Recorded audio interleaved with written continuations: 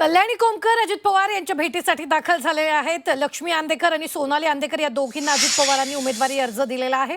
तर अजित पवारांच्या राष्ट्रवादीकडून या दोघी निवडणुकीच्या रिंगणात आहेत। याच प्रकरणी हत्या झालेल्या आयुष कोमकर यांची आई कल्याणी कोमकर अजित पवार यांची भेट घेणार आहेत। कल्याण कोमकर अजित पवार यांच्या बंगल्यासमोर बसलेले आहेत। या संदर्भात ताजे अपडेट देत आहेत आपले प्रतिनिधी निलेश खरमरे। निलेश, कल्याणी कोमकर अजितदादांच्या भेटीला दाखल झाल्यात।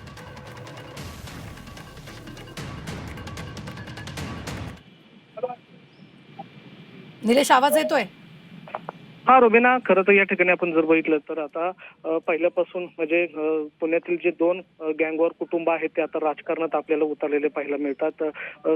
सोनाली आंदेकर आणि लक्ष्मी आंदेकर यांना उमेदवारी देऊ नका अशी हत्या झालेल्या आयुष कोमकरची जी आई आहे ती कल्याणी कोमकर यांनी केली होती। मात्र या ठिकाणी जर बघितलं तर आता कल्याणी कोमकर जे आहे ती थेट अजित पवारांच्या भेटीला त्यांच्या घरी आलेली आहे। तिने याही पूर्वी रिक्वेस्ट केली होती की मागणी केली होती की राष्ट्रवादीकडून आंदेकर कुटुंबियांना उमेदवारी देऊ नका, जेणेकरून त्यांचं वर्चस्व किंवा त्यांची गुन्हेगारी ही पुन्हा एकदा त्या परिसरामध्ये वाढू शकते। त्यासाठी त्यांनी सातत्याने माध्यमांसमोर किंवा प्रशासनासमोर ही विनंती केली होती की कोमकर फॅमिलीतली जे कल्याणी कोमकर आहे त्यांनी आंदेकर कुटुंबियांना उमेदवारी देऊ नका असं सातत्याने मागणी केली होती। मात्र राष्ट्रवादीने त्यांना उमेदवारी दिलेली या ठिकाणी आपल्याला पाहायला मिळते आणि त्याचाच विरोध करण्यासाठी आता आयुष कोमकरची आई जी आहे ती कल्याणी कोमकर ते आता अजित पवारांच्या भेटीला आलेले आहे। अजित पवारांनी असं का केलं असं ते जाब सुद्धा या ठिकाणी ते विचारणार आहेत, कारण आंदेकरांना जर पुन्हा उमेदवारी दिली तर त्या परिसरामध्ये त्यांचं